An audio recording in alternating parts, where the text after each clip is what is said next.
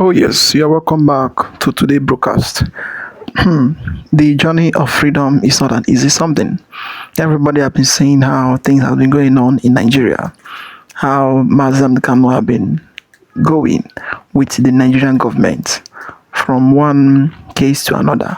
So, since the day they sentenced him life imprisonment and then they sent him to Sokoto prison, a lot has been happening. Visitor upon visitor, delegate upon delegate that has been coming to see him and to at least to know how he is. So as it is now, the report we are getting that says, according to the report breaking, Israel sent delegates to Sokoto prison over Nnamdi Kanu freedom as Tinubu in panic. Israel, they sent a delegate to Sokoto prison and the Tinubu is in panic. So the panic is that you don't know the next step they will take. And then what he says is that everything that is going on in Nigeria, the world is recording it. The world is recording it. And then the government that is in power, they are recording it.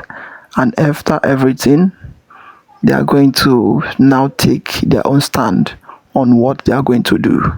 Just recently, day for yesterday, the US closed, they shut down all their embassy in Nigeria. And also today we are hearing that they have already evacuated all their citizens out of Nigeria. In fact, a lot is happening, and the last conversation, the Israel ambassador interview he made with Nigerian media, with Channel TV, where he stated it categorically that the terrorism in Nigeria, it is being sponsored by Iran and other Islamic states, and they are doing their best to make sure that they bring them down. And the government, they are not even listening to it. Now, the person that is exposing everything that is happening, the terrorists of a thing, the Nigerian government now sentence him, lock him in prison because he's exposing all the evil the terrorists is doing in Nigeria. And they still want the world to still praise them. That is why, as you can see in today in Nigeria, the world is watching Nigeria and they are seeing everything, how the government is doing. So as it is, we don't know the next step American will take if after this evacuation of his citizen out of Nigeria, and the issue of delegates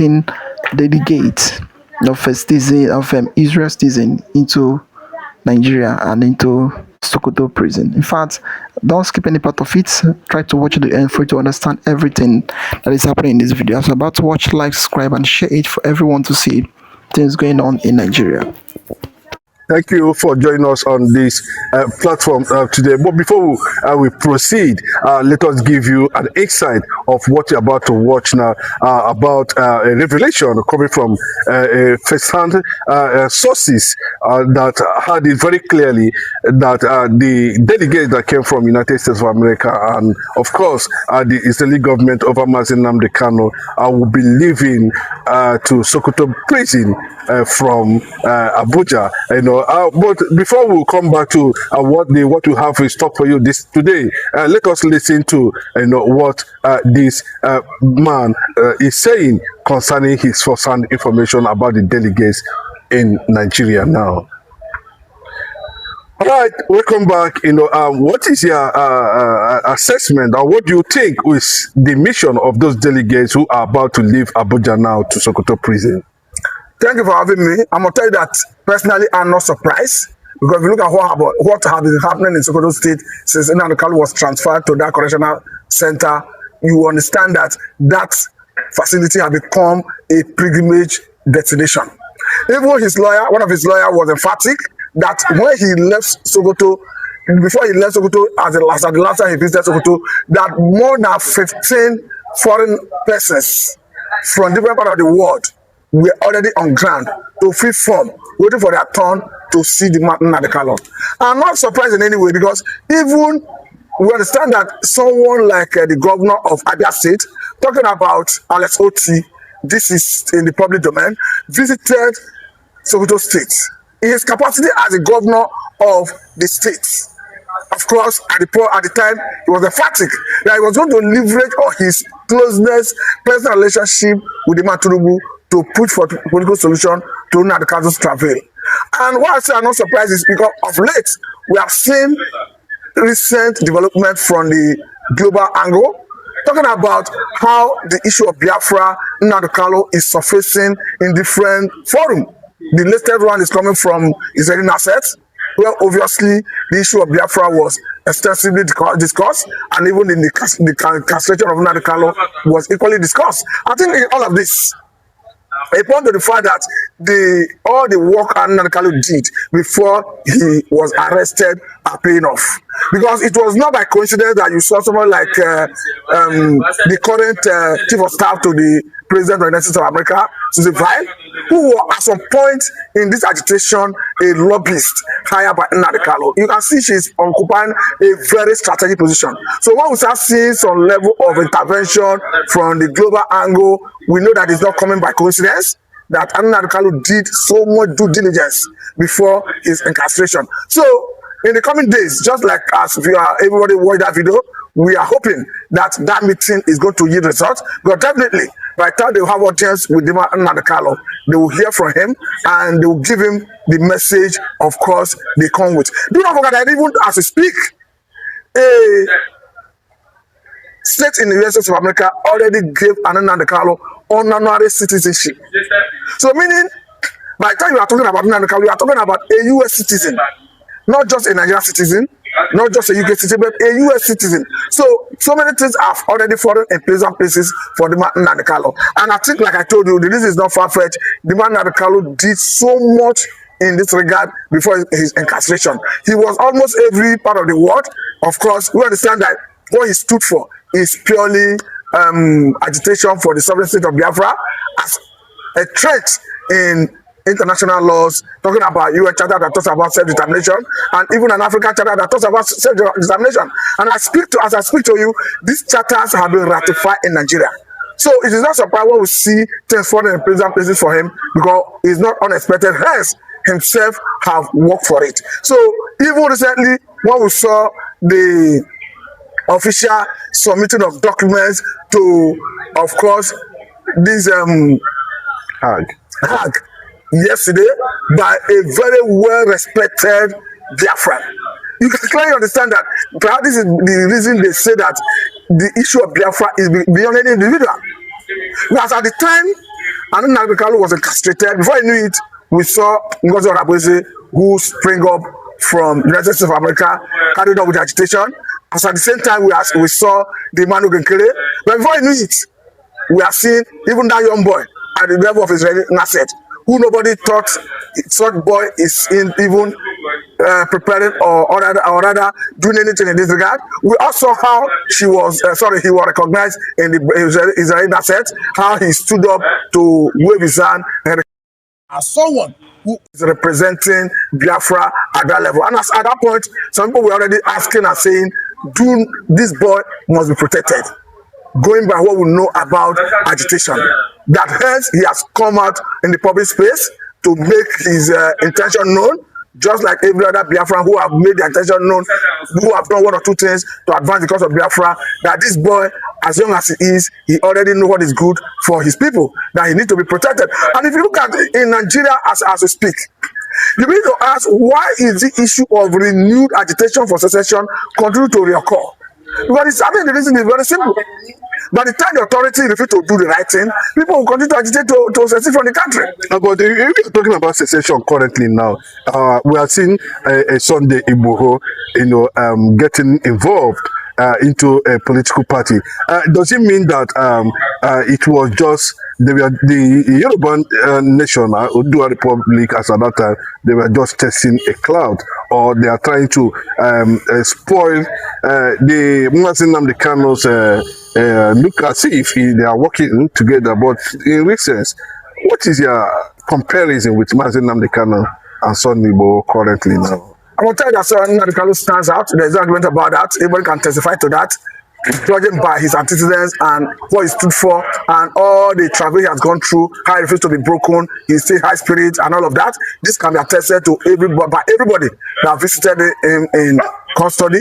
But the question is, the man, Sunday Igboho, I'm going to tell you that personally, I never thought it would turn out like this. I had high respect and regard for him, judging by what he stood for. Well, this is a man who, of course, was very unequivocal about the need for Oduduwa nation. He didn't just start and end it in Nigeria. As at the last count, we saw him going to United Kingdom, submitting a letter to the office of the Prime Minister of United Kingdom, demanding for Oduduwa nation. At the time, we condemned United Kingdom, even their consulate or rather embassy here in Nigeria, where they advised him to drop the agitation and join hands with other members under Nigerians to move Nigeria forward, just as we were asking United Kingdom. When your people wanted to exit European Union, did anybody ask you to drop the idea and join hands with other member European Union country to move European Union forward?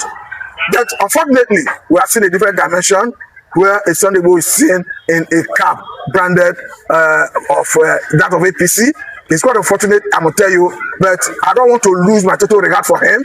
I want to believe that I want to give you some benefit of that, but I'm going to tell you that I'm not comfortable with the trend because it's somebody I believe that he was fighting a genuine cause. Because come to think of it, there's nothing that says that if you demand for secession legitimately through right instruments, through self-determination, as long as we are not doing it with, we are not going about it through wanton destruction and latent property, you have not done anything wrong, both locally and internationally. Why yes, a little move a little bit. Why is it that we are always seeing America and Israel delegates, always want to get involved in things that has to do with Biafra? And in their visit to Mazi Nnamdi Kanu, is he connected about his appeal or unconditional release? The way it is, I'm going to tell you that it is a rap.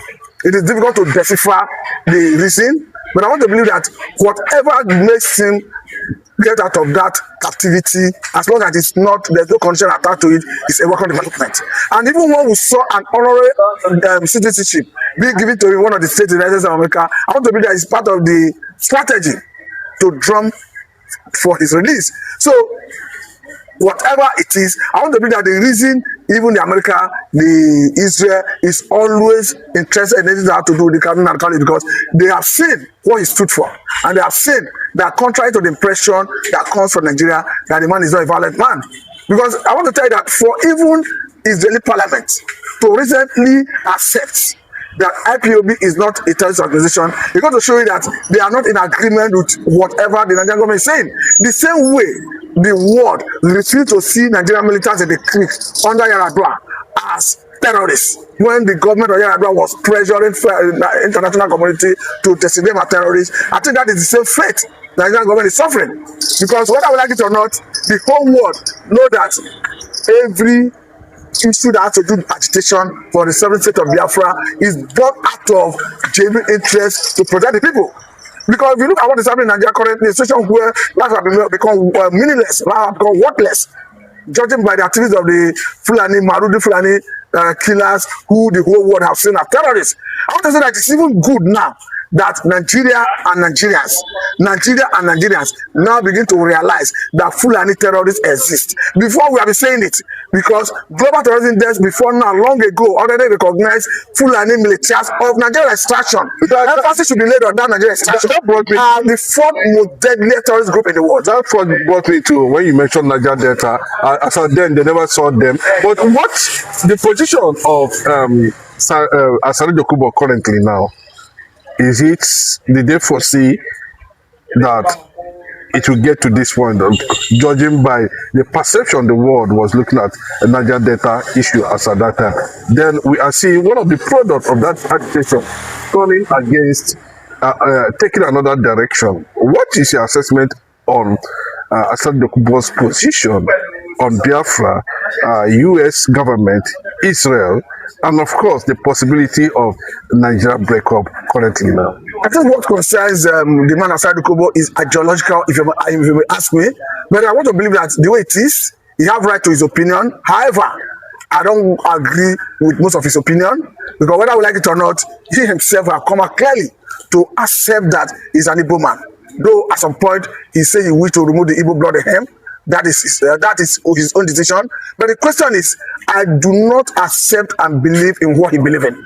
Like when he went ahead to disagree with the position of federal government vis-a-vis the presence of the United States of America military in Nigeria. I'm going to tell you that ab initio personally, I supported that partnership because I see it as a panacea to solving this age-long insecurity occasion for Fulani militias. I want to tell you something quickly, that after the bombing of Lakunawa terrorist group in Tangaza local government area of Sokoto State on that Christmas day, that we do not see the bandits, the terrorists like Toji Bello, Ada Aleru come out publicly with impunity to threaten authorities. Even recently, when we saw Toji Bello in a video, he was already talking in a different tone, begging for peace, suing for peace.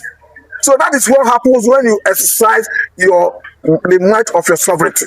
And I continue saying it, and because I believe the essence cannot be overemphasized. As a country, we must possess monopoly of coercive power to smoke the terrorists out of the hiding places, set them running, and bring them to justice. Because as far as I'm concerned, it makes no sense sharing territories with nonsense at all. Finally, if at the end of the day, and the delegates we are not able to get exactly by persuading the federal government to release Nnamdi Kanu in all conditions, and by getting back to the people that actually asked this, send them to Nigeria, to report back, and we have this kind of situation where Nnamdi Kanu is being ordered by world powers, to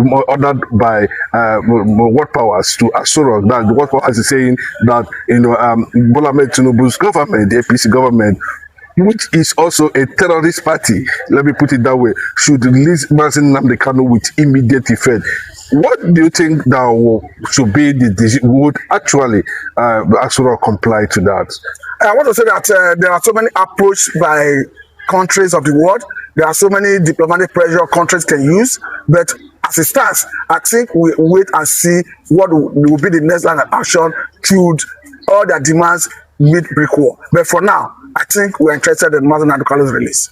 Okay. On a final note, would Bola Ahmed Tinubu do the needful, or is still looking at the Fulanis before to determine whether he will release Nnamdi Kanu or not? Do you think that Bola Ahmed Tinubu can just willingly on his own, without any foreign or national pressure, release Nnamdi? I'll try that from my own understanding, based on his body language and based on what I can deduce as someone who analyzes the situation, that he will likely release the Nnamdi Kanu. The reason is not far-fetched, because as we have it, the Alessoti who have a personal relationship with Tinubu have made it clear are going to leverage on that relationship to secure his release. And apart from that, we have seen that monarch from Enugu State who told Tinubu to his face that the ball is in your court. You can see what happened that day, how even the Tinubu himself unconsciously burst into laughter. But we have seen situations like that in the past. That is what I'm saying. Happened. No. This is the first time we are seeing this. This is the first of its kind. This is the first time somebody will be telling the government to his face, telling the president to his face that the ball is in your court. Let's play the ball the way it will suit the people. Netanyahu is telling Donald Trump, is that time we do the needful, that the kind of Christians and the Biafrans, the Middle Belters, will not stop any moment from now, any time from now.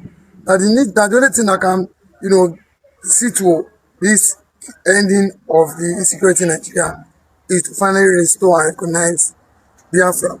A lot of this has caused wide celebration in the south-eastern part of Nigeria. What is your take as Netanyahu sending Easter message to the Igbos and to Nigerians? It was a direct message all over the world when Israel was actually marking their Passover, and of course Easter, sending a clear message to the world. In that message, the just massacre that has actually gone viral was also a point of reference, and the Israeli government, Benjamin Netanyahu, asserted through the president of Israel, Isaac Herzog, who led that speech and made it very clear that he talking about Christians all over the world, irrespective, where you are, and specifically, about the Christian persecution that is going on all around the world at the moment, given the biggest attack in Jos, where a lot of people were actually massacred on a Passover, Christmas festive period, just few days after Christians has emerged from Lent, and that massacre actually, happened. That, of course, by the position of what Israel stood for, how Christian perceived Jerusalem to be. The Prime Minister of Israel now met with his cabinet and trying to, talk about what is actually going on. They now decided that, having assessed everything, they still stand on what they feel is the right thing to do, in trying to get world attention to a decision that they needed to do at this moment. And it was a mandate given to the president himself, Isaac Herzog, having direct backing of the Israeli Prime Minister, where he said that his own assertion and decision is that there's no two ways about it, because what is happening in Nigeria is religious based, extremism and all that, and they cannot stop. And the only way, is through a breakup and recognizing Biafra will end genocide in Nigeria. Recognizing Biafra will end genocide in Nigeria. That was what was the president himself, Isaac, Herzog, echoed around the world, thanking Benjamin Netanyahu, the Israeli government, for that understanding and positioning themselves for what is going to happen any moment, from now. So it was a direct message to the federal government of Nigeria, also a direct message to the Sultan of Sokoto, and a direct message to, the caliphate, the Fulani caliphate, to get themselves prepared when the world will begin to take a certain decision. I remember before now, the United States government themselves warned that any further attack, that is, Dr. Sam Brownback, who made it very clearly that any further attack, and attacks have been happening even after the Just massacre. We are hearing that there were other attacks, reprisals attack and other attacks carried out by the same people, in Just too, in Plateau, and that was actually what it is at the moment. So these informations are gathering, are pointing directly that the United States of America did not make any wrong decision by pronouncing Nigeria a country of a particular, concern. So you can see that a lot of people are wondering why is it that Israel is getting, so much interest and attention on Biafra at this point in time, and what should their interest actually be? Yes, there are so many interests, and there's so many things to share between the ancient Black Hebrews and, of course, the Jews of the world at this moment. Now, that's historical facts, there's historical connection. And also, Biafra is predominantly, Christians going through a persecution for over 60, 70 years at the moment. And remember what Israel actually went through during their own period. That sympathy is already, there. And they have seen that IPOB members are not hostile, people. They are not terrorists. They don't carry out anything that has to do that will jeopardize humanity and civilization.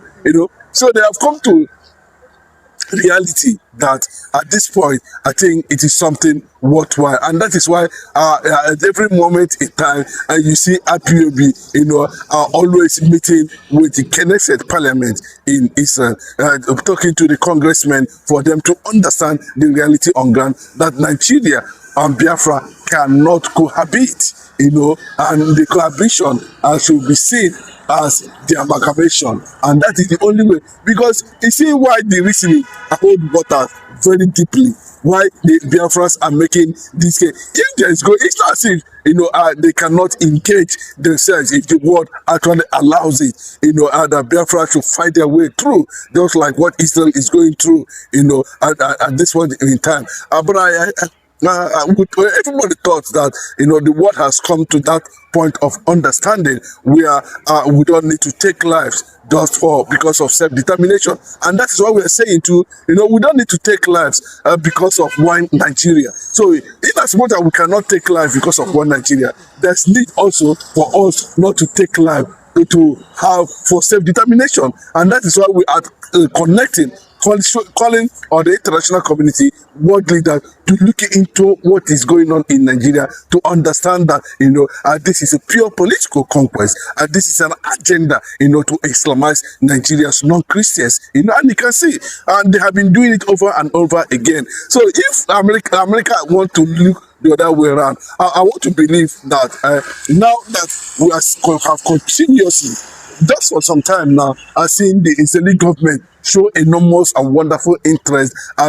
for Biafra to break out from Nigeria. It is going to be of immense benefit to the two countries in terms of relationship, in terms of bilaterals, in terms of treaties, and in terms of standing and protecting the black race, the black Africa, and of course a modern nation that everybody can be proud of.